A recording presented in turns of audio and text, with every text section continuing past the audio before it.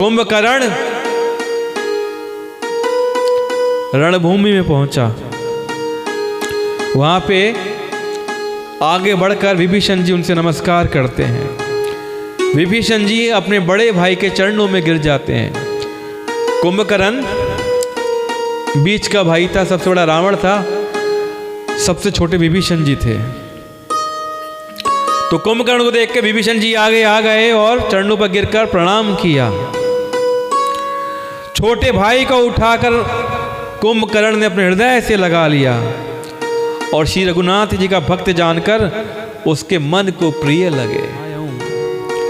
विभीषण ने कहा, हे तात, परम हितकर सलाह एवं विचार कहने पर रावण ने मुझे लात मारी। मैंने भैया को समझाया था, लेकिन भैया ने मुझे लात मार दी, ठोकर मार के मुझे सभा से निकाल दिया, लंका से निकाल दिया। और उसी ग्लानि के मारे में श्री रघुनाथ जी के पास चला आया, इनकी शरण में चला आया। दीन देख कर प्रभु के मन को मैं बहुत प्रिय लगा। मेरे प्रभु ने मुझ पर बहुत कृपा करी। तो कुंभकर्ण ने कहा, हे पुत्र, जो छोटा भाई होता है वो पुत्र के समान होता है। तो विभीषण को क्या बोल रहे कुंभकर्ण जी कि हे पुत्र, सुन, रावण तो काल के वश हो गया है, उसके सिर पर मृत्यु नाच रही है, वह क्या अब उत्तम शिक्षा मान सकता है? उसको शिक्षा समझ में नहीं आती। हे विभीषण, तू धन्य है, धन्य है, धन्य है। हे तात, तू तो राक्षस कुल का भूषण हो गया है, तूने तो राक्षस कुल का नाम रोशन कर दिया। हे विभीषण,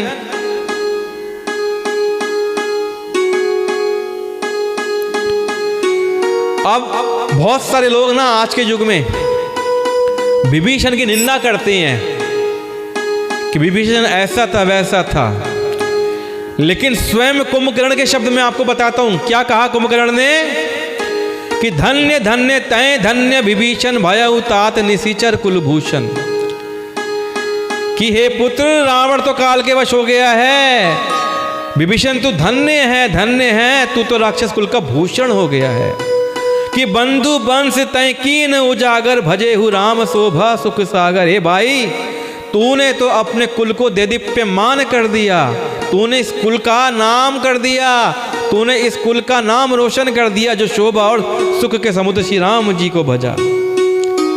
तो भैया, जो कोई विभीषण जी की बुराई करता हो ना, वो इस रामचरितमानस के लंका कांड के 63वें दोहे की 4थी और 5वीं चौपाई को पढ़ लीजिए तो आपका भ्रम दूर हो जाएगा।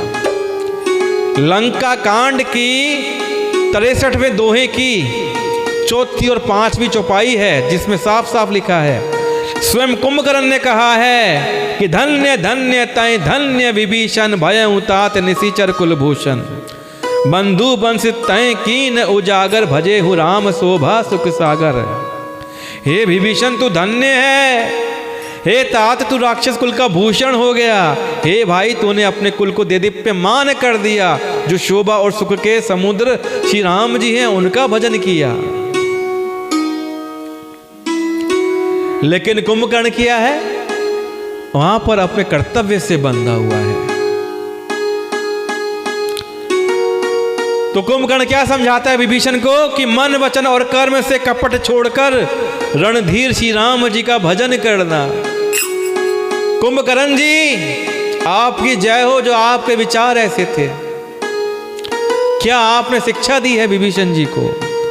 कुंभकर्ण जी कहते हैं कि मन वचन और कर्म से कपट छोड़कर रणधीर श्री राम जी का भजन करना, यह बात बहुत कम कथावाचक आपको बताते होंगे।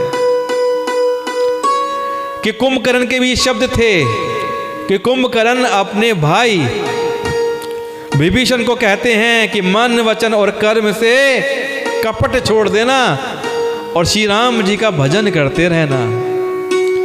लेकिन मेरा क्या है, मैं तो काल के वश हूं ना मेरे भाई, मैं मृत्यु के वश हो गया हूं, मैं काल के वश हो गया हूं। अब मुझे अपना पराया नहीं सूझता, इसलिए अब तुम विभीषण मेरे भाई जाओ, चले जाओ। और विलाप करने लगा कुंभकर्ण, रोने लगा अपने भाई के लिए, क्योंकि वह यहां पे किस लिए आया है? रावण की ओर से युद्ध लड़ने आया है और यही उसका कर्तव्य है। वो अपने भाई चाहे गलत हो या सही हो, भाई का साथ देना चाहिए। यहां पे ये शिक्षा कुंभकर्ण ने समझाई है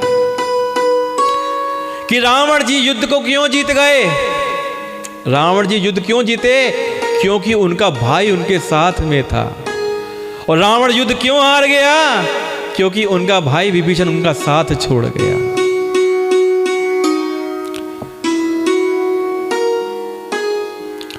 तो हे विभीषण भाई, मुझे अपना पराया अब कुछ नहीं सूझ रहा है। मेरे सर पर मौत नाच रही है। अब तुम यहां से जाओ मेरे भाई, तुम जाओ यहां से।